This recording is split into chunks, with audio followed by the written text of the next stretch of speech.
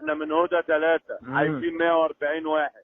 مات واحد امبارح اسمه السعيدي، قعدنا يومين نخبط له على الباب عشان تعبان، الحكومه ما سالتش فيه، طلعوه ميت.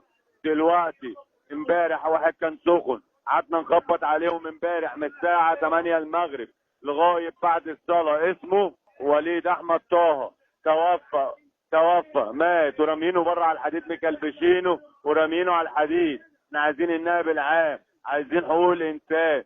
احنا بنطلب النيابه العامه بحقوق الانسان. احنا بنموت هنا.